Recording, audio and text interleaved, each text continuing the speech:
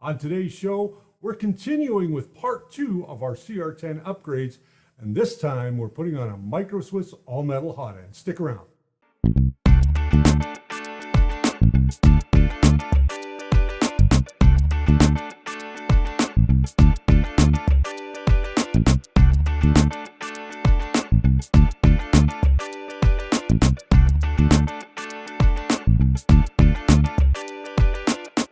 Hey gang, my name is Richard Cleveland and I'm your host here on The First Layer 3 times a week. And this is a show that explores the world of 3D printing.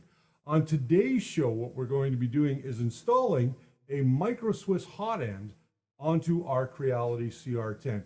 Listen, if you're new here, I'd really love if you could go ahead and hit that subscribe button. Also ding that little bell so you get notified every time we put up a brand new episode.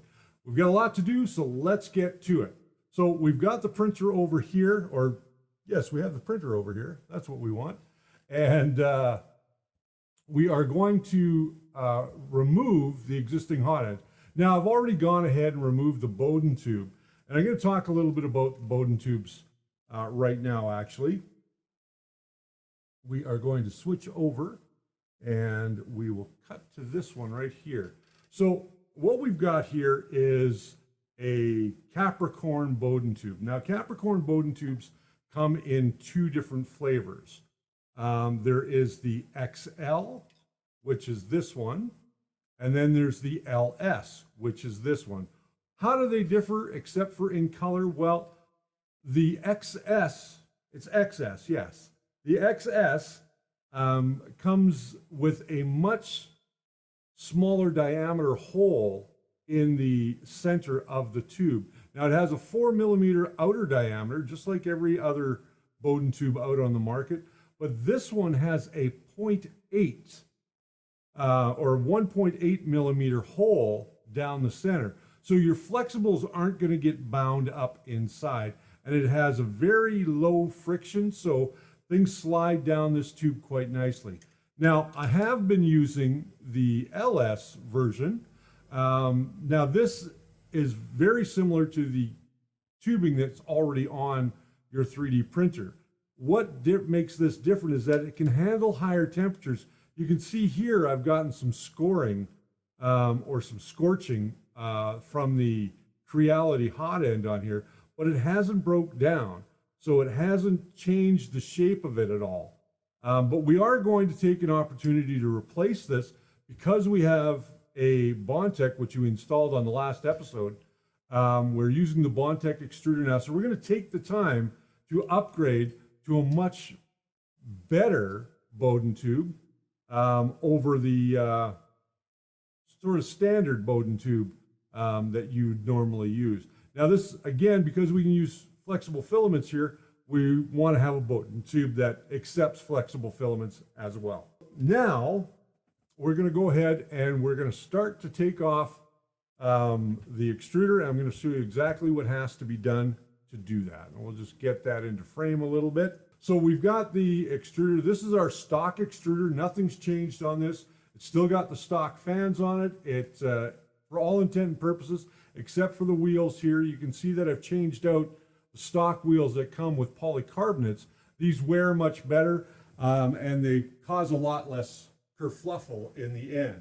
So what we're going to do first and foremost is we're going to go ahead and we are going to take off this cover. So now your hot end is exposed, and you can see that the paper wrapping or the insulation wrapping has come off mine quite substantially. It came off a while ago when I got a jam down in the bottom. What we want to do here before we go ahead and do anything else is we want to make sure that we can get this all apart. So first and foremost, what we're going to do is we're just going to unscrew it from the back plate. We're going to hold on to these screws because we need them. So it's good to do this while this part is cold. And again, we'll just put our screws over here so we know where they are. We can examine this, and you can see there's a lot of gunk on that one. It's been well used. As you can see, we got a little bit of filament there. We have no leakages, so that's a good sign, but we are going to need to keep our thermistor and our heating cartridge. So what we want to do first and foremost is we want to heat this up so that we can break all of those screws free as well. So let's go ahead and heat up our machine. Now inside our Micro Swiss kit, we get everything that we need. We get our new cold zone and throat. We get a brand new block. We get an all metal nozzle. We get an Allen key and a couple of locking pieces. We also get a little wrench. And of course, we get a silicone sock. All right, so we're at temperature now. It's quite warm. We're going to take our channel locks. We're going to open them up a little bit here. Grab by the wires. Just grab here, grab your channel locks, put them around, hold that into place, okay? So all we need here now is the thermistor and the heater cartridge. So first and foremost, we're going to take that screw out for our thermistor. We're just going to let that hit the table. And then down here we have a grub screw. So we're going to need an Allen key to get at that, but that's a little bit too big, so we are going to grab the proper one. Again, we'll grab this with our channel locks. Let it sit in there nice and square. And we'll just try and get in there and open up that. There we go. Now we've taken that apart. We can put this aside because we don't need it at the moment. Now you can see that's getting pretty hot, so we're going to shut down the machine now that we've got all of that out of there. And we'll just let that cool down. And in the meantime, we're going to go ahead and start to assemble our package here. So we're going to start with, of course, the block. And how you go about doing this is, first and foremost, you want to make sure that you've got the nozzle. Take your block, and there's only one way to do this. You want to make sure that the screw heads are at the bottom of the block. Now you're going to screw in your nozzle. Pretty easy. Screw that nozzle in. Once it's in and it's bottomed out, we're going to give it a half a turn back. Okay? Now we're going to grab our throat, and we are going to open that up. A couple of things we have to do here to prep up our machine. And first and foremost, of course, the throat is not attached to the cooling block. You can see this throat is much smaller than the average throat that you get with the standard CR-10. Because your Bowden tube only goes down so far into this, it's really hard for it to come apart. So what we're going to do now is we're just going to thread that into here till it bottoms out. Try not to cross thread it. So it's bottomed out. Now we can take our channel locks, and all we're using this for at this stage is just to give it a little bit of extra holding of a hand here. So we're going to just give that a little bit of a tighten, not too tight. You don't have to give it Herculean tightening there. So now we can go ahead and insert our thermistor and insert our heater cartridge. And again, we've got a screw that we're going to use to hold that thermistor in. We're just going to pre-thread that into the hole. So that way when we tighten it down, everything will stay in place. And then we're going to go ahead and install our block. We can do that now actually while we're waiting. We're still waiting for this to cool down a little bit. I don't want to touch it while it's hot. So all we're going to do is make sure that our grub hole for our grub screw which is right in that little baggie with your Allen key. And now that tube should fit right in there nicely. We hope. There we go. Get our thermistor bead into the hole.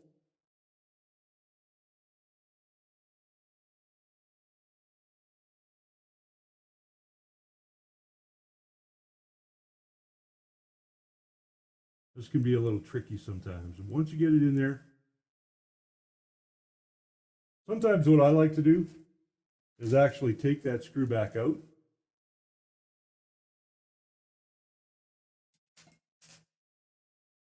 Put my thermistor bead in the hole.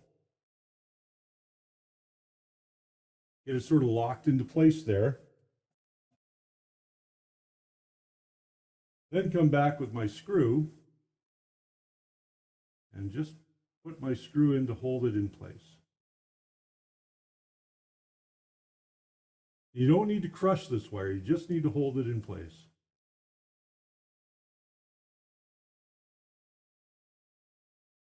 There we go. So that's being held in place now. Now we're going to go ahead and tighten these up.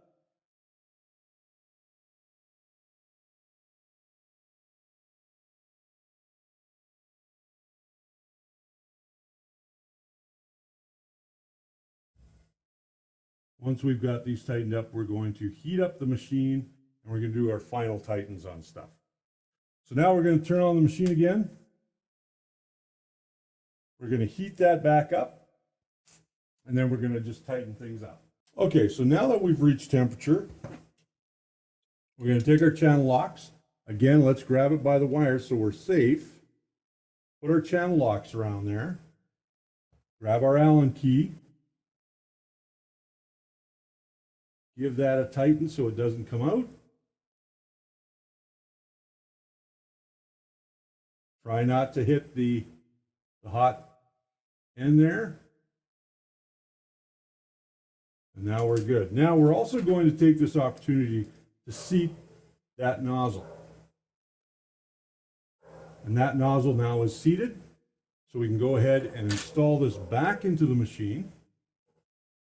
And we're going to just change the position of our channel locks here. Actually, we're going to shut this down. So we're going to go into cool down mode. We're going to cool everything down. We're going to reinstall that, put it all back together, install our Bowden tube, and do a test print. Okay, so once your hot end has cooled off, you can put the silicone sock on and put it into place. If it's still a little bit warm like mine is, all I'm going to do is I'm going to just use my channel locks here just to force it up into the spot that it needs to be. And then I'm going to take my Allen wrench and just tighten down that Allen. And you are now good to go and reinstall your cover. Now remember those two clips we talked about? Well, we're going to use one of those right here on our hot end top. We're going to install that. It's going to help for that Bowden tube to lock into place. We're going to take all of our extra little baggies and all of the parts that we don't need right now. We're going to put them all in the baggies. And we are going to fire this machine up, put our Bowden tube back on, and get ready to do a print. All right, so let's go ahead and install our Bowden tube. Now you'll notice that I've put the little clip on the extruder. What that little clip does is it helps to hold the Bowden tube in place so it doesn't come slipping out. So what I'm going to do is I'm going to drive the Bowden tube down inside till it stops. Well, it bottoms out. It is bottomed out, and you can see that it is nice and tight. And try not to kink our Bowden tube.